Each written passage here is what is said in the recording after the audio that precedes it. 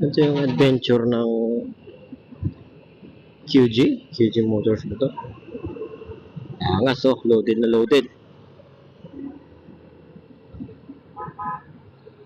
Pati sa gamit. Gears. Loaded na loaded sila, bossing.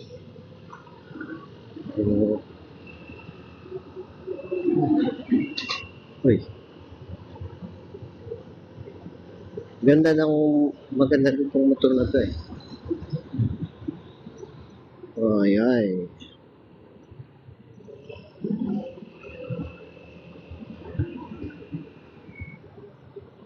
QJ nga.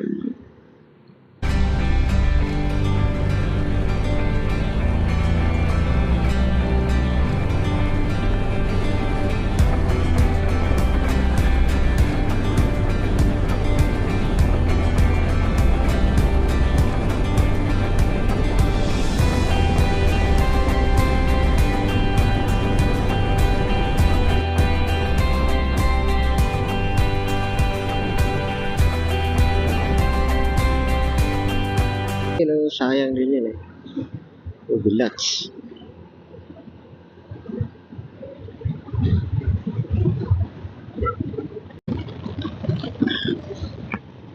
Napaka-peaceful na lugar.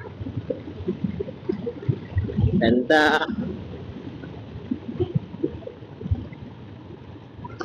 Rich and agriculture. Very peaceful. Tignan, iwan ko lang sa totoo buhay. Pero kung titignan ko, ang ganda. Ang payapa dito. Babasakan. Mountain. Kumara si Mayon! Kaso layo makayo. Mawasak si Mayon. Wah! Ha! Ha! Aso niya maya paglapit madilim na. Pero at least nakita ko si Mayon kahit malayo. Yan target ko. Kasi last year, nakita ko nga si Mayon, ang kapal-kapal ng clouds. Nung malayo pa, okay pa. Sabi ko, lapit tayo yan para magpa-picture. Nung nakalapit na kami, biglang kumapal ang ulap. Thank you ka next year. Yan na. Sige. Ito na yung sabi ko na makitid na daan. Shortcut to eh, para hindi nadadaan ng city yata. Kalimutan ko. Oo. Para hindi nadadaan ng city, dito ka nadadaan. Para itong diversion road. Kaso ang sikip. Pag nagsasakyan ka dito, may kasalubong ka. Atrasan talaga kayong dalawa. Buti na lang, may ka-convoy din ako. Punta siguro din, mga pauwi din doon ng mga probinsya nila eh. Hindi ko naman kinausap. Nasabay ko lang. Nadaanan ko kanina, na-overtaken nila ako. Na-busy. Tapos na-overtaken ko naman sila.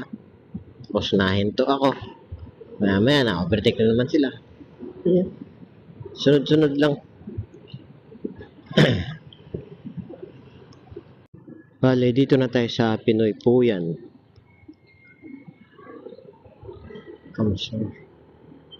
Sunod is Kasugad.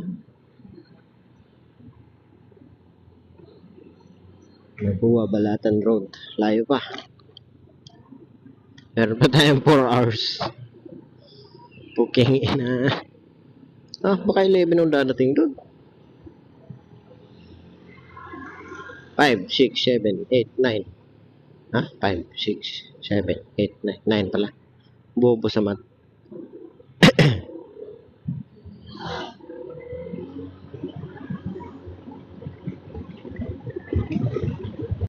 Prosesyon pala ngayon.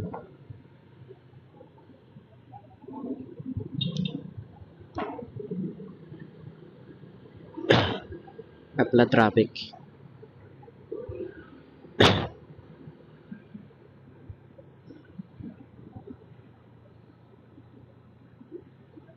Okay.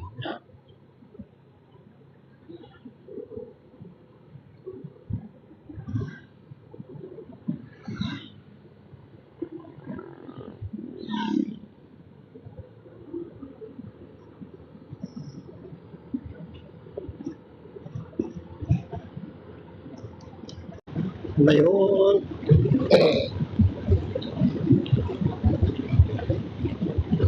Yan daw. Aesthetic. Si Mayon Volcano. Medyo malapit na ako pero madilim na. Hindi kita maabutan Mayon. Sunod na lang. Palang araw.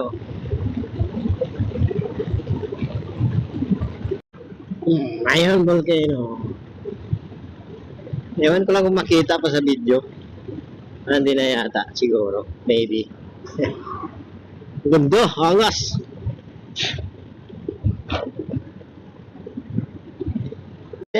Nasa harap ko talaga si Mayon ba? Ayos. Saan kita nyo? Ganda. Nature. Sabi no? Noon nakikita ko lang yan sa libro, sa Araling Panlipunan. Sa Hikasi, tsaka Makabayan ng libro. Noong elementary tsaka high school. Yun na ngayon, kita ko na personal. Di ko lang malapitan. Pero at least, nangarap ko lang yan noon makita eh. Tapos yung isa pa yung Bulgang Taal. Nung nakapunta akong Tagaytay. Ang ganda ba? Yung mga bagay na akala mo hindi mo maaabot, hindi mo makikita sa personal. Ganun. Pero tignan mo ngayon, no? 28 years old. Nakita din kita. Bale, 27 nakita ko na siya. Hindi, 26 pala. Last year, tama ba? 27. Yun nga, 26 pa ako kasi January pagbiyahe last year. Nakita ko na yan. Aso wala akong, hindi ko na-document. Dinaanan lang namin. Hindi kami nakapag-picture kasi maulap. Naambon pa. Hindi, umulan pa pala talaga. Una maulap, makapal, tapos umulan na malakas. Kaya hindi kami nakapicture ni Jimboy para sa ayos. Ang daming mga kan dito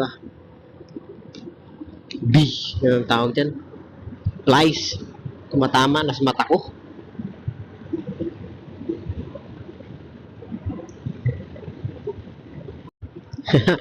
Pumesto talaga si Mayo, no? Ganda. Kaso madilim na. Buti na lang may buwan. Subukan ko na lang ito i-edit.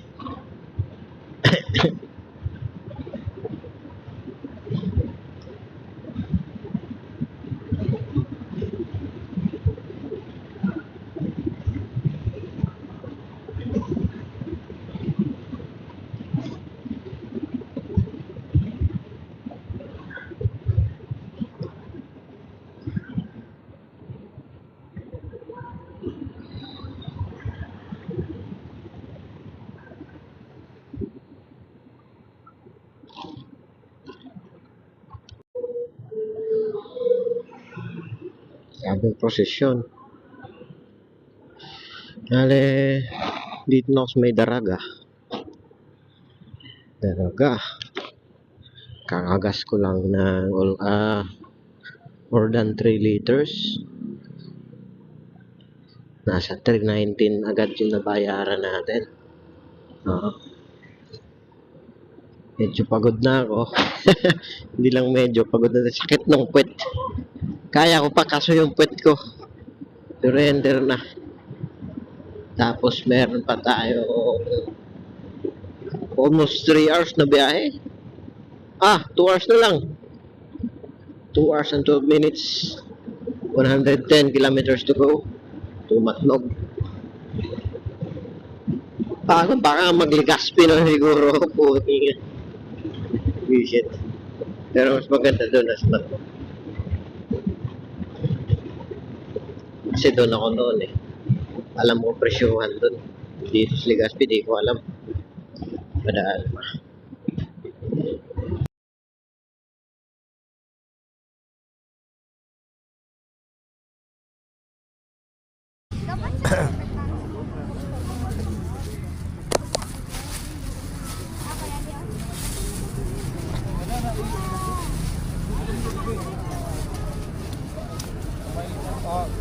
Batay mo muna yan. O, sino ihi pa? Di pala ka! Hawad nyo!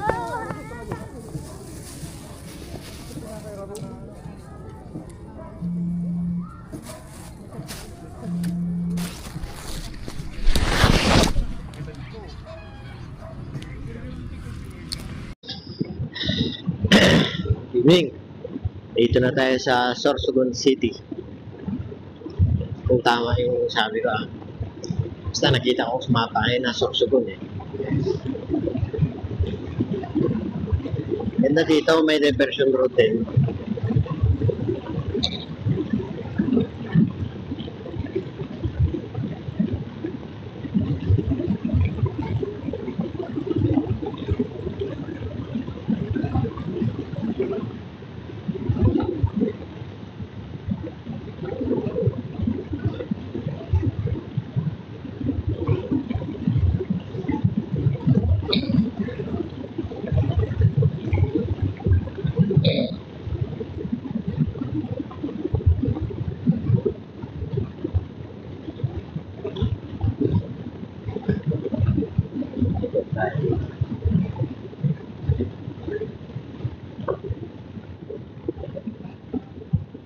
So di pa pala ito tapos.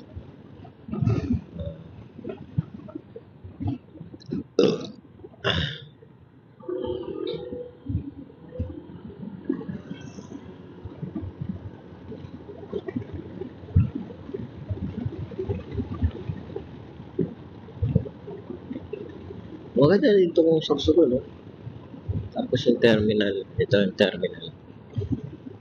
Yan ko lang kung dito din yung mga bus stop. Pero maganda. Malinis yung terminal. Ito parang SM to. Oh, tama nga. Sorsogon. SM City, Sorsogon.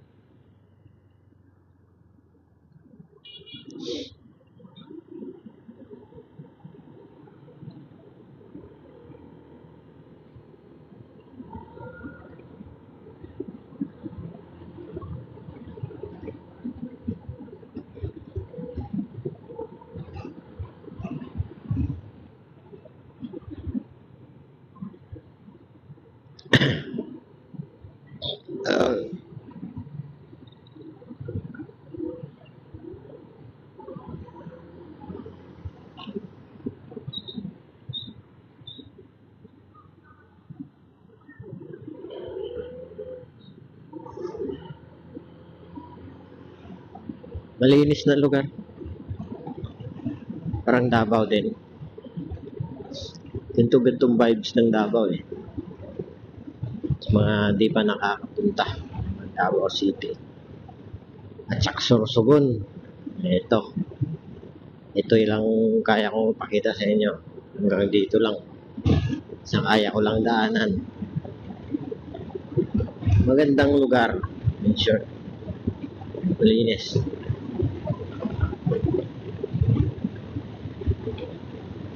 Tapos ang daming nagja-jogging dito. Yan napansin ko na pasok talaga ng Sorsogon. Hindi lang dito city ah.